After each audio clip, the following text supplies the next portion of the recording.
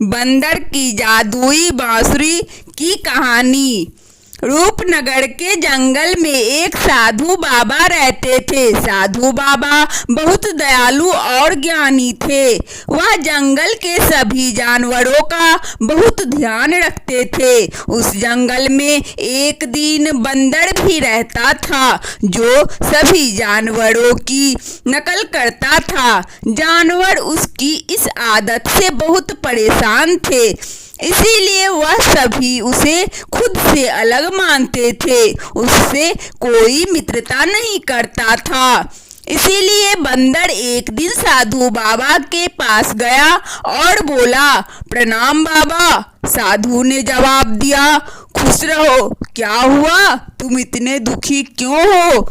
इस पर बंदर ने दुखी होकर कहा, बाबा, मुझे इस जंगल के जानवर खुद से अलग मानते हैं, क्योंकि मैं इंसानों की तरह दो पैरों पर चल सकता हूँ, जिसके कारण जंगल के अन्य जानवर ना तो मुझसे मित्रता करते हैं और ना ही मेरी कोई बात सुनते हैं। मैं तो उनसे मित्रता करना चाहता हूँ। इस पर साधु ने सोचते हुए कहा, तुम चिंता मत करो, मैं इसका कोई ना कोई हल जरूर निकाल लूँगा। साधु बाबा अपनी कुटिया के अंदर गए और कुछ देर बाद एक बांसुरी लेकर आए और बोले, यह लो, तुम इस बांसुरी को रख लो। बंदर ने उस बांसुरी को देखते हुए कहा, पर बाबा, मैं इस बांसुरी का क्या करूँगा? साधु ने जवाब दिया, यह कोई साधारण बांसुरी नहीं है, यह एक जादुई बांसुरी है। जब तुम इसे बजाओगे तो सामने खड़ा जीव सम्मोहित हो जाएगा। इस पर बंदर ने चौंकते हुए कहा, ये जादुई बांसुरी है क्या? आप सच कह रहे हो? बंदर साधु बाबा से बांसुरी लेकर खुशी खुशी अपने घर चला गया।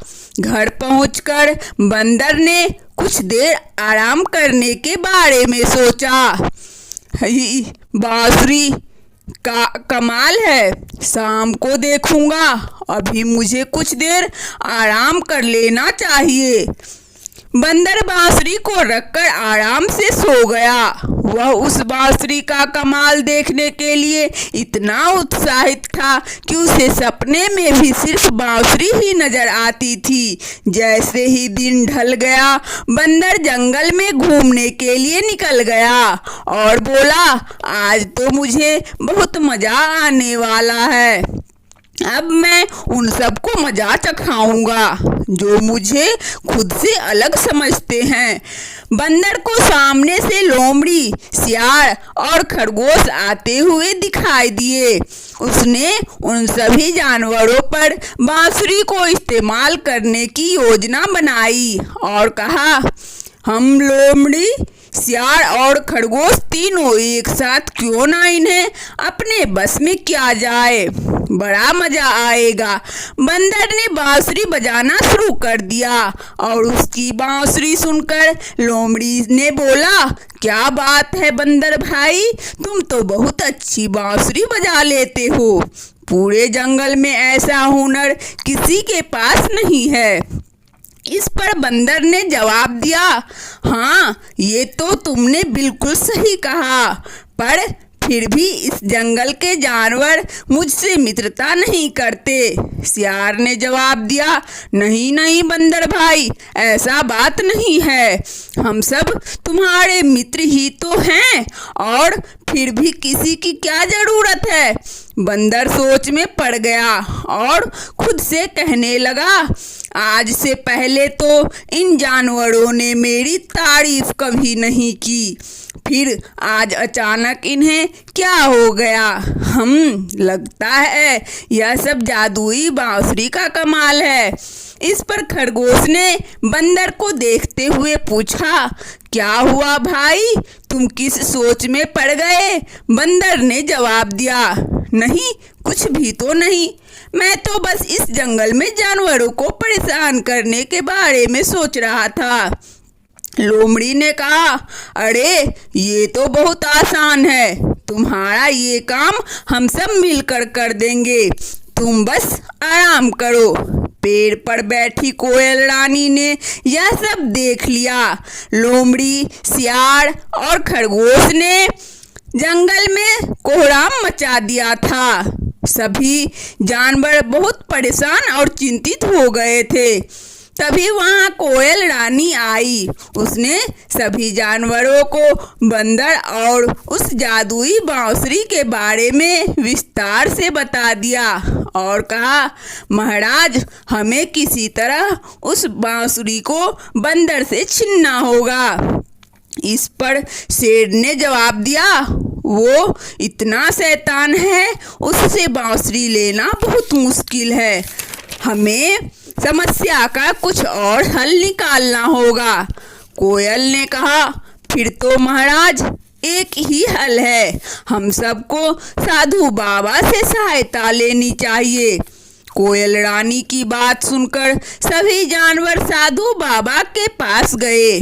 जानवरों को परेशान देखकर साधु बाबा ने उनसे पूछा, क्या हुआ, तुम सब इतने दुखी क्यों हो? हाथी ने जवाब दिया, वो बंदर के हाथ ना जाने कहां से एक बांसुरी जादुई लग गई है, जिसकी मदद से वो जंगल के अन्य जानवरों को अपने बस में कर रहा है।